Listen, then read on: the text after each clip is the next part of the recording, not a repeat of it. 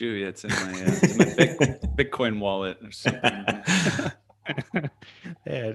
Are you trying to say the word Bitcoin most on this episode? Oh, that would be a fun game. I'll take a sip of my hot chocolate every time somebody says that. Crypto, Bitcoin. Yeah, well, that'll be a lot. We get all chalked out, man. We're behind the scenes, the Run With It podcast here, live with Tristan Pollock.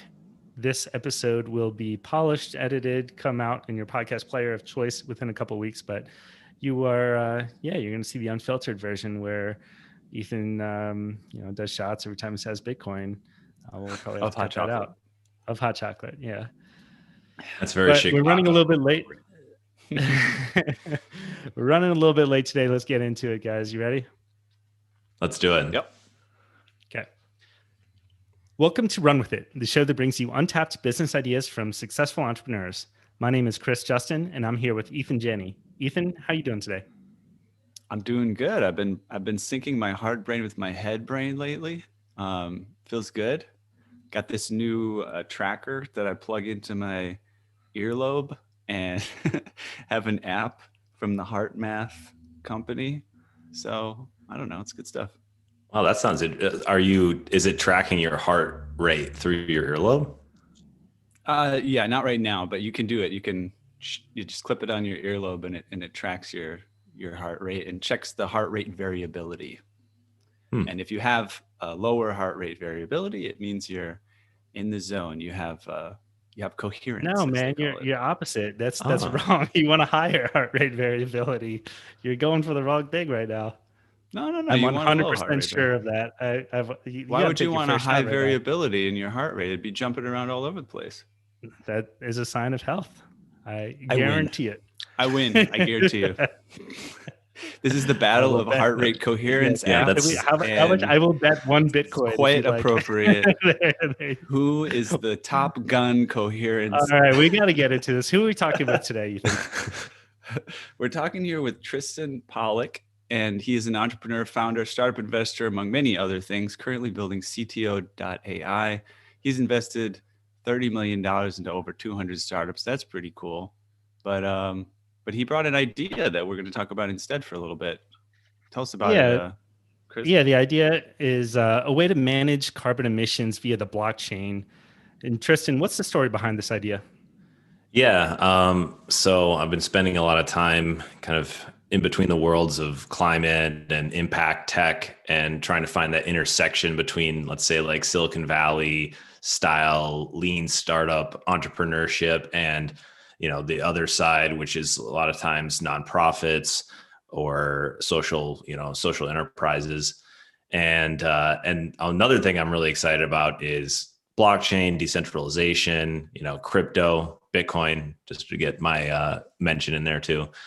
And so I was just riffing on this when I saw, I love the idea of your guys' podcast. And I was like, well, what if we could combine those worlds a bit? And I've seen things here and there, but nothing that's, where is this status quo, operating site or platform that is, I can actually check on, governments, corporations, businesses, even individuals, and understand how much, who's net zero, what emissions are being contributed, what are they doing to offset, and have that kind of trustless platform. So that's kind of where it came from. It was that seems like the big thing. If you're ever to hold accountability, it's kind of like the shift from corporate social responsibility in big corporates, CSR, and now it's like ESG, environmental social governance, and they have metrics behind it.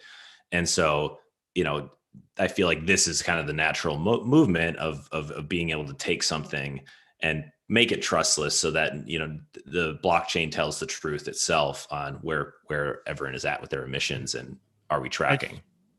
I think it's good to frame this a little bit around not necessarily the urgency of solving this problem from a climate standpoint. That is true. It's very urgent. I think it's the most pressing thing that we need to do as humans. We need to stay under that 2 degrees Celsius limit in order to avoid mass extinction and droughts and famines and all that kind of stuff. but there's also the angle of investment opportunities here that are coming into it. Elon Musk recently made the news with his $100 million X Prize for carbon removal. It's the largest X Prize ever. Jeff Bezos also committed $10 billion. So a couple of orders of magnitude higher than Elon. Elon, you got to step your game up, man. I want to see someone order a cheapo prize like that. Elon Musk states they'll give $100 for the best new battery technology. Hey, it could be like the logos that we've had submitted for our show. It's kind of like when they, Forbes does the Forbes 30 under 30, and then I think someone in the New Yorker came out with the 3 under 3. Nice. Perfect. There's Chamath. One other point to add to this: Chamath Palihapitiya, I believe is how you pronounce his last name. He believes this will be a $1 trillion market by 2030. I think is what he said. Do we know who that is? I don't know much about that guy. He's a huge venture capitalist. He's one of the early employees at Facebook, and he's made a ton of money. He runs Social Capital, and a lot of people want him to run for governor of California. He's very prolific on Twitter, kind of like Elon is, and he thinks he's putting a lot of money. He's a lot, growth stage, later stage sort of investor. He'll put a lot of money behind something, but he's very bullish on the climate tech market. Thinks it's going to be huge. Governments are going to become big payers in it. And so, I think there's just a ton of potential. And even like today, I was just looking, you have Amazon too, right? Like they've launched their own climate fund. You have, all the big companies, Amazon, Twitter, Google, all have like these kind of like, let's be net zero by X date. And also now funds and things that are actually supporting some of the companies and startups and technologies in that arena, as well as some of like, let's say like Facebook or Amazon are playing around with cryptocurrency. Amazon just today announced something where they were looking at developing nations and bringing that in. So I think that's kind of what, there's a lot of interest. Everyone's getting into both sides of this. And now how do we kind of fuse that to kind of use that buying power, that monetary, this kind of decentralized monetary power for good, and so to speak. By the way, I do know Chamath. We go way back. I was just asking for that listener that might not understand. But thank you guys. So why the blockchain? Let's talk about that. Why we've talked about this being a problem worth addressing both financially and for humanity's sake. But why, other than it's part of the zeitgeist and Bitcoin's price is at $47,000 or something like that today? Why does blockchain? What benefits does blockchain bring to solving the climate crisis? Yeah, I think it comes back to that transparency of knowing and reporting where these governments, let's say if you think about the Paris Accord, and governments are signing this agreement and trying to be held accountable to the amount of emissions that they put out. How do we track this in this trustless way so that it's actually being reported and acted upon in the right in the right truth. And I think that's kind of where like blockchain comes into it, where we're seeing this decentralization has kind of put the power in the back of the hands of the people, and you have full visibility to query and understand where everyone tracks. And it's not just through, let's say, like one node of like, so Amazon saying they're going to go neutral by 2030 or so, that we actually can tell, based on emissions. And I think the big challenge is, how do you actually know the exact emissions? Because you're kind of counting on that responsibility of them to report. But there also might be other ways that you could tie in data sources, kind of like Chainlink does these smart contracts with other data sources and pulls them back to the blockchain, thus giving you data surrounding a contract. So it's not just, hey, this contract was signed, went from this person to that person. It's also like, and here are the other variables around that.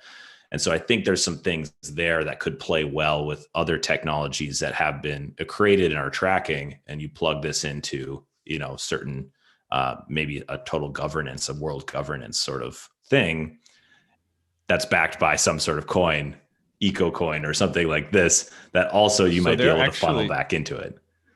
So there actually is already something called EcoCoin. And there's a site called Nori, which I found doing some research about this, kind of interesting. What they're doing is allowing you to purchase, they're putting a coin value on carbon basically, right? And so they're allowing farmers to sell carbon that they've removed from the atmosphere and sell that to people who are putting carbon out into the atmosphere. And they actually have two podcasts I'll shout out to. One is called Reversing Climate Change, the other Carbon Removal Newsroom, I believe. But yeah, a lot of informative content from them. And the business is up and running. Clearly they're doing something right. And I think, is this a competitor? I don't know. Maybe it's just a proof of concept. It seems like, especially in the blockchain space, people are throwing out all sorts of ideas and seeing what sticks. So there's definitely space to add something to the equation for sure. Well, before evaluating whether it makes sense to evaluate them as a competitor, I think that they are a good example of why you don't need the blockchain. The way that they're actually implementing their solution right now, they're collecting money from users. You can log into their site and say, I want to offset my yearly carbon emissions. And the average American emits 16 metric tons of carbon per year. And that works out to be in about $270 of carbon emissions priced using their system. So you can just buy that. And then I guess I don't see the value of the blockchain in there, because when you buy it, it's not staying in some sort of marketplace. They're just putting it on the ledger and saying, immutably, you bought this. So there's a discussion about this on one of those podcasts that I mentioned, and basically there's a few things that happen in selling these carbon credits as it is. Number one is you have administrative fees where a lot of things can be lost. I've heard estimates of up to 50% of the costs of handling these carbon credits just goes to sort of administrative costs and things like that. And then what can also happen is you can have double selling of credits, right? So it's like, this farmer farmed this much and they want to sell the credits they have, but they happen to just sell it to this, industrial polluter and this industrial polluter as well. And both industrial polluters get to say that they've improved the environment and everything's going great. And, and nobody's punished and it's not kept track of. And I guess the idea here is, especially when you do things like connect the Internet of Things, maybe you have sensors that actually go in the soil of the farmers and things like that to make sure we can tell how much carbon is being drawn in and things like this.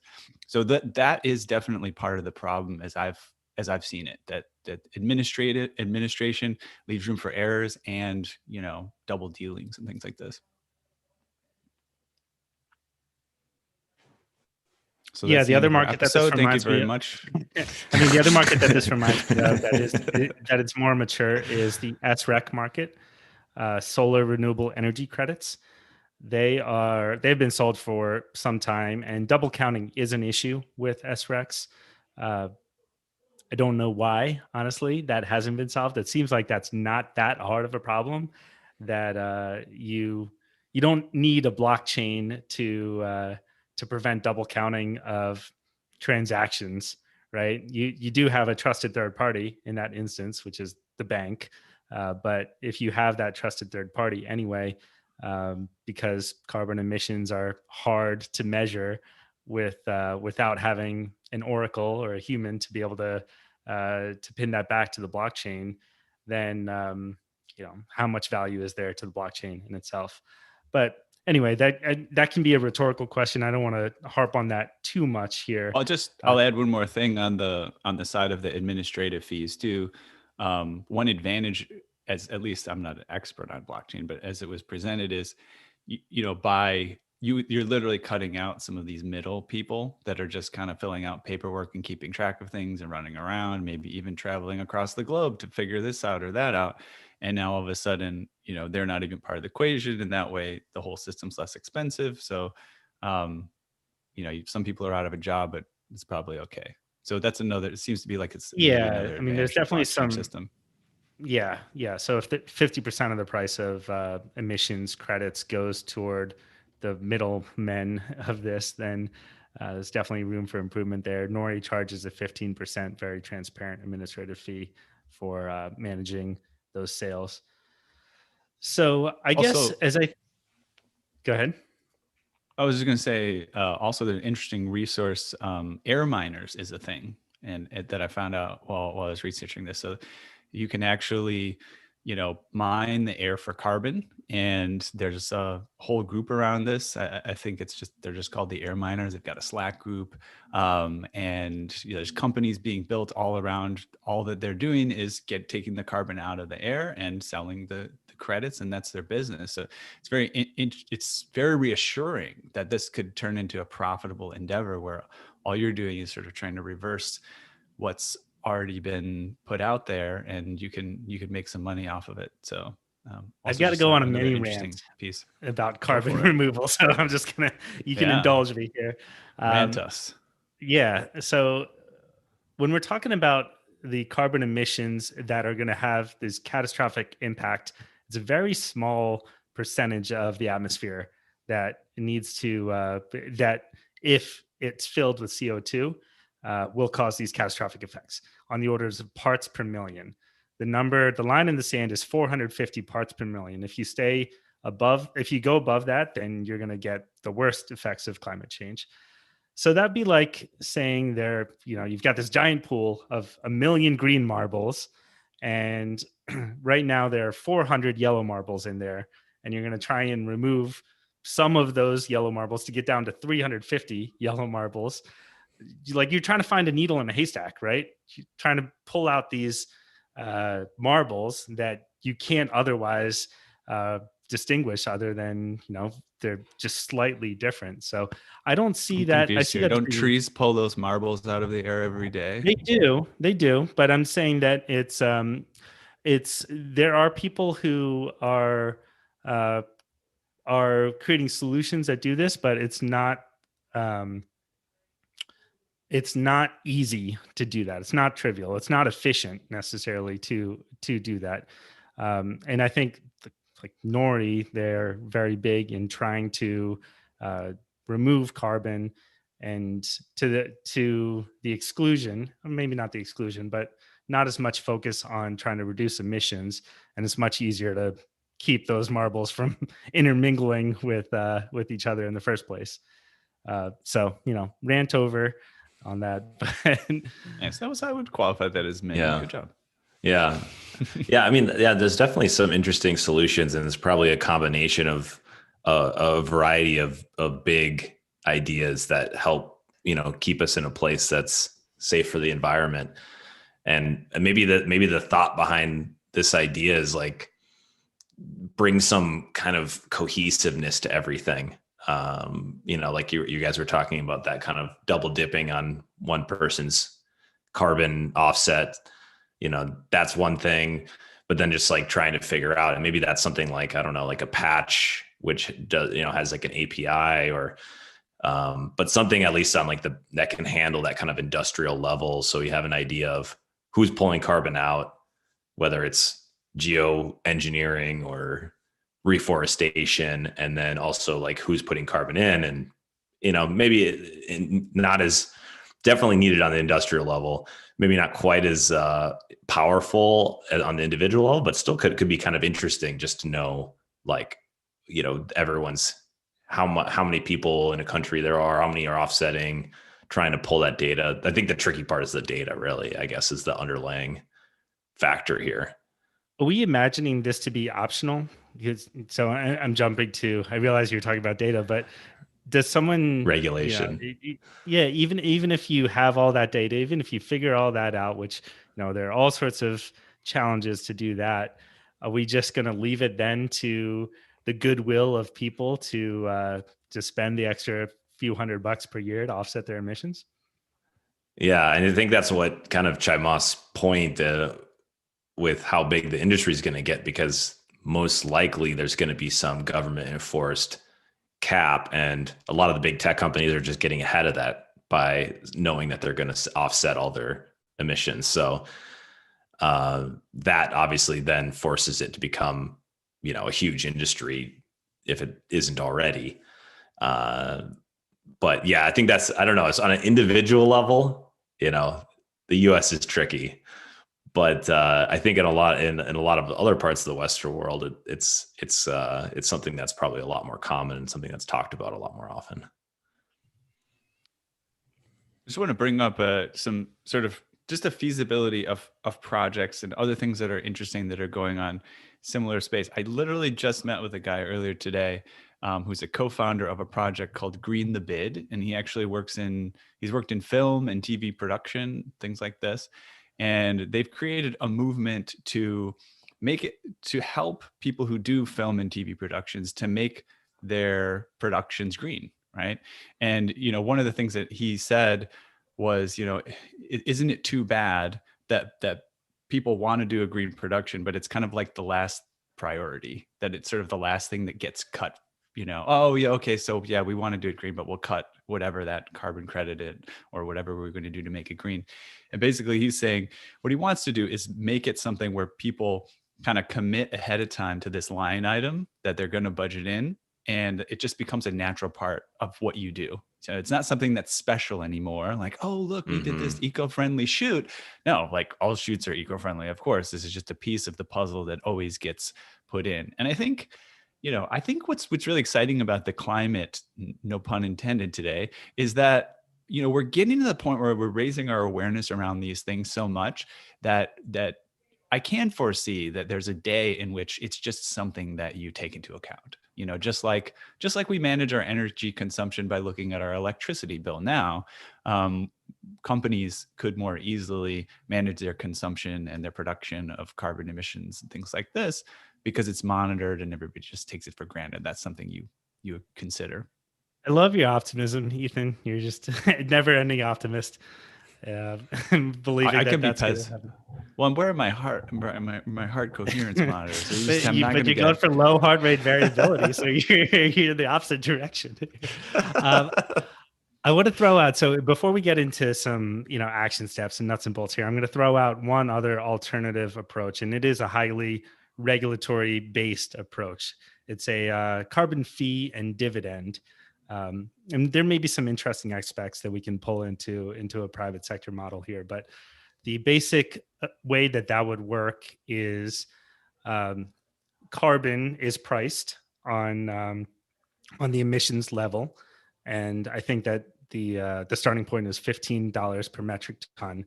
You would measure the industrial emitters, so oil refineries, for example, and the total number of emitters that you'd have to measure is actually not super high. So you're not going all the way down to the person, because the energy use that you use, Ethan, in your car, that energy had to go through a refinery. And if it's electricity, it had to go through a coal power plant or wherever.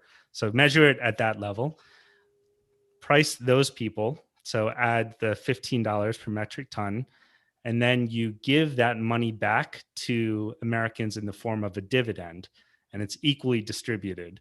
And that has the benefit of both increasing the price of energy so that you are naturally going to use less of it, but also being neutral in terms of your ability to spend money and finance things on a household level. Say they're projecting that 58% of Americans would actually get more money as a result of the dividend, because they don't use as much energy as the top 42% of folks.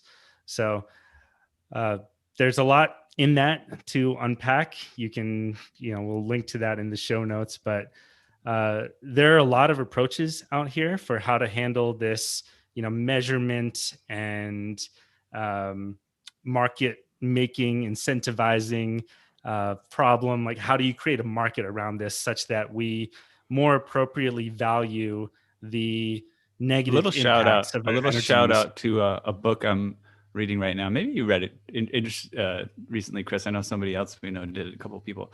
This book by Jocko Willink, Extreme Ownership. Anyways, it's sort of off topic but on topic. In whatever you just explained, I totally did not understand it. It's hard to say.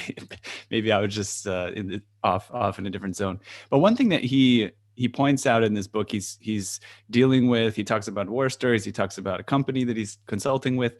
If something's too complicated, people just can't do it. And I think, whatever needs to happen, it needs to be something where it's simple and people it's like they just get it, and whatever complication, it must happen behind the scenes. And then the everyday citizen can just figure out the details. In terms of, so let's talk about starting this up. Let's talk about what's working in the Bitcoin, or not the Bitcoin, but just blockchain space.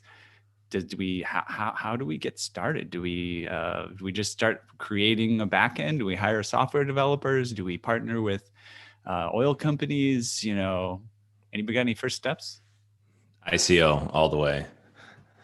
Yeah, I think actually, now we're kind of getting back to maybe the other half of this, and I think Chris has a point with that method of like making people, like, it's super, and combining your guys' idea, it's like super simple.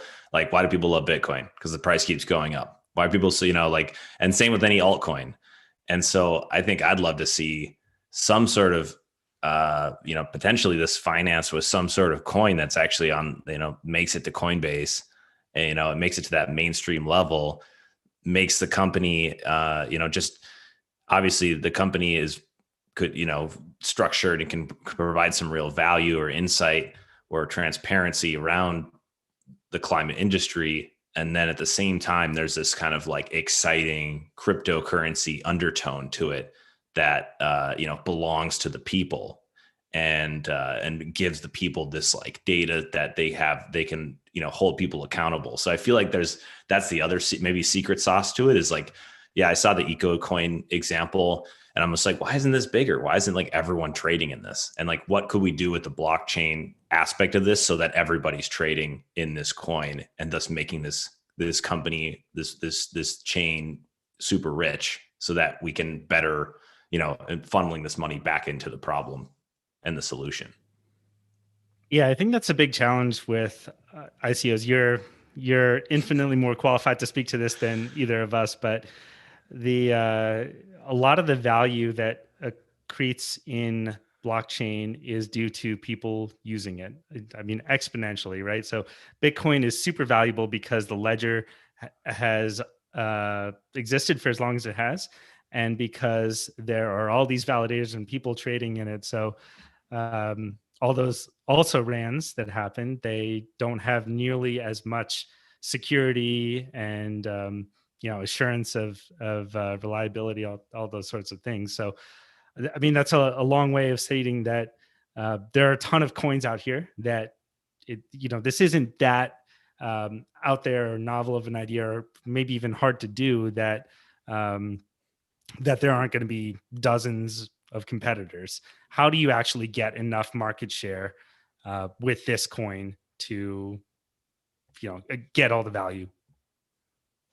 Yeah, I think if you look at some of the other most successful altcoins, there's a real technology, a real service behind what they're doing. You could look at, like I said, Link with smart contracts, Aave, even like some of the exchanges like Uniswap and things like that. So there's like some real true intrinsic value lying underneath the coin. And in this case, this could be something that is, there could be a regulatory force that actually forces people to report, almost like your taxes, at least at the corporate level, government level, if not down to the individual level at some point. Like you said, it just eventually comes into the culture as a necessity that just like you take for granted. But why one coin over another? So are we just relying on the government to say, they're going to pick our coin and not pick EcoCoin? It's got to be a movement behind it. I think it's got to have a true technology that works, and then it's got to have a movement behind it. And I think what makes a lot of these coins successful is they have something that's adding something to the blockchain, adding something of value, and then they have a bunch of people, really dedicated community behind it that have the time because they made a bunch of money on it. So I'm like, how do we, like, that's a cool network effect, but how do we make people a bunch of money by doing good? And I think that's like kind of the 10-year transition of impact investing and like, clean tech to like climate tech is, a lot of people thought, hey, I'm just doing good, but it's more like a donation. And I think maybe there's a combination of there that is happening now. Like we've seen with like the VC levels of the VC growing 5x faster in investment into climate tech over overall VC since 2013. And so like that kind of increase in VC investment and increase of people entering the field, I think maybe it is the right time to kind of combine those worlds so that people are like greedy and doing the right thing. And that there's something you guys are kind of touching on it, especially with Jocko. It's like that behavior, right? Making it super simple and highly incentivized in order to do this. And so maybe some people are just profiting off of the coin doing well, but really a lot of people might be also really impassioned about the underlying technology. I think that's the kind of combination you need. I'm trying to imagine sort of the scenarios in which it manifests itself. I'm almost thinking of like an inverse coin, right? Like a coin that goes up in value the less carbon is in the atmosphere or something like that, right? Yeah, I like that. Yeah. And potentially a situation where you can trade it, and the people who want to buy it are the ones who feel like they can actually have an impact on making the value go up. So you can give away your coin for sure, but then somebody else might grab it, and that person is now going to be incentivized. They're holding a certain amount of that coin, to improve the state of the environment. I like that it gives a tangible value to this thing that we really nobody can really quite wrap their head around in this moment. I'll just bring up something a little bit off topic, but just like success stories. I was looking for success stories. I'm sure there's plenty nowadays of people doing things in blockchain. But I did find one of an indie hacker, Dean Frankenhauser. He makes $15,000 a month with BitCompare. That's a comparison website for the crypto industry. He started a little over a year ago, August 2019. He aggregates information on the value of various crypto savings accounts, exchanges, brokers, things like this. And he makes money through affiliate links to the various offers he compares. So I don't know, just an interesting tidbit about starting things in this space. This one particularly to me, it's got that odor of selling shovels, right? Doing things that help facilitate what's already being done and being an aggregation type site. So I don't know if there's a space for that within our carbon emissions idea, but it could be a nice direction to start your thinking. Yeah, I think it definitely has to have that, like, build in the open feel, that journey telling where it feels like people feel part of it. I think that's sometimes what's missing is that people just, they're kind of like too many steps removed from what's going on. Me in my house, doing my recycling or composting or not doing it.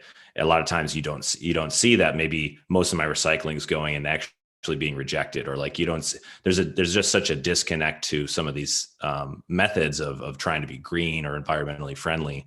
So to that point, maybe there's a way to give that kind of feel that commitment, and it's a little bit more front and center. Yeah, on that topic, I heard you on another podcast, I think, talking about your experience with startup accelerators and startup incubators, and sort of one of the things that can come out of those situations is learning better storytelling to, both the clients that you have and potential investors. Is there anything that kind of sticks out in your memory about things you learned about storytelling, or maybe skills you feel you already had naturally that have helped with your success? Yeah. Yeah, definitely. Rule number one I'm breaking right now is just being not having practiced this pitch enough. It's definitely a raw idea, And I think when it comes to storytelling, you're going to iterate, hundreds, if not thousands of times over the lifetime of a company. And, that down to the very words you put in your tagline, because you're always learning more. And the whole point of a startup, right, is you don't know everything yet. So you're trying to figure it out. So I think that's what I love about Run With It and your podcast here, is that it gives you that chance to this is like one iteration, or many iterations throughout this whole podcast. And now you have time to kind of like reflect and kind of challenge each other and figure out what makes the most sense. And no doubt I think there's always going to be competitors and other people doing things. And maybe there's room for lots of solutions here. But we're just kind of coming at it from like that idealistic view of like, what if there was this like one incredible solution, and trying to push to that. But in turn, then that competition, rises everyone together most of the time, because you're as good as your average competitor, or however that saying goes. So I feel like that's like one of the big things in storytelling is like, you have to kind of practice that pitch over and over and over again, to the point where you're always going to be like tweaking these little things and tweaking it for the different people you're speaking to. Yeah, like a repetition and optimization model. Definitely seems to work. Yeah. And, again, just to toot our own horn here, Jeff Proctor came on our show, brought the idea of the uber expensive water bottle. And, that was, round one iteration, say, on that idea. Not to say that Fitbit stole the idea from us, but they created other iterations of this and now released their whatever $80 to $100 water bottle. Just a little bit down the line. Yeah. Wait, and how good is this water bottle? It's Chris sold out. I don't know. Bluetooth enabled, USB. Okay. I don't know. It controls your HRV. Heart coherence tracking. Yeah, I don't know. Attaches with the EKG to your entire body, and you can track all your vitals. All right. Well, we're coming up on time here. Tristan, it's been a pleasure speaking with you. Where can listeners go to learn more about what you're doing? Yeah, hit me up on tristanpollock.com or Pollock on Twitter. Short and sweet. All right. To the listener out there, scratch that first bit, Ari. To the listener, go out and follow through on what Tristan has shared here. Let us know what you think about this idea. Tell us where we're completely off, or where we got things right. We'd love to hear some feedback from you. Email us at update@runwithit.fm. Subscribe to us in your podcast player of choice and leave us a review on Apple Podcasts. It's a great way to let us know how we're doing and help make the show better for you all. Until next time, thank you very much, Tristan Pollock. And to the listener, we'll see you next time. All right. I'll get us off the streaming. We can't never see you ever. We can't see you. You can just see us. We'll be hiding in the depths of we'll be hiding in the recesses of your mind.